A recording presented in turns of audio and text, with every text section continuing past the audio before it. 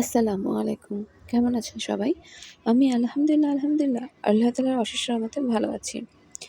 মুহররম মাস একটি মহান বরকতময় মাস এবং একটি ফজিলতপূর্ণ মাস।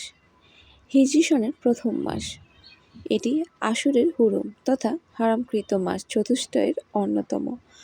আশুরের হুরুম সম্বন্ধে আল্লাহ তাআলা বলেন, নিশ্চয়ই মাসসমূহের গণনা আল্লাহর কাছে ১২ মাস।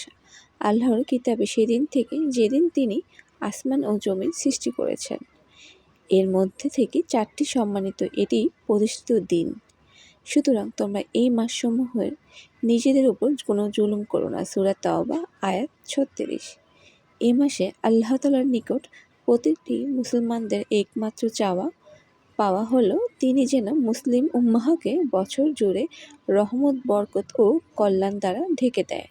সাহাবী আবু বকর রাদিয়াল্লাহু তাআলা আনহু থেকে বর্ণিত, নবী করিম সাল্লাল্লাহু আলাইহি সাল্লামকে বর্ণনা করেন, নবীজি বলেছেন, বছর হলো ১২টি মাসের সমষ্টি, তার মধ্যে 4টি অতি সম্মানিত, 3টি পরপর লাগোয়া, জিলকদ, জিলহজ ও মুহররম, আর চতুর্থটি হলো জুমাদা সানি ও শাবানের মধ্যবর্তী রজব। বুখারী ২৯৫৮।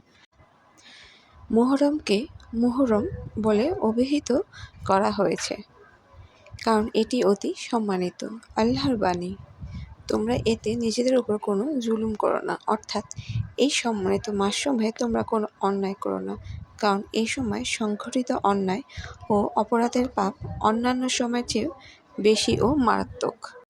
আব্দুল্লাহ বিন আব্বাস এই আয়াতের ব্যাখ্যায় বলেছেন, এই ১২ মাসে কোনোটিতেই তোমরা অন্যায় অপরাধে জড়িত হয়ো না।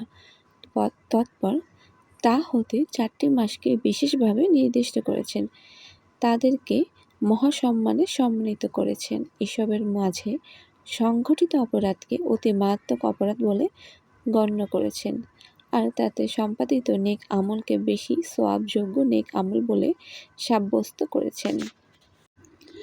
আল্লাহ হাফেজ। সবাই ভালো থাকবেন এবং আমার জন্য দোয়া করবেন।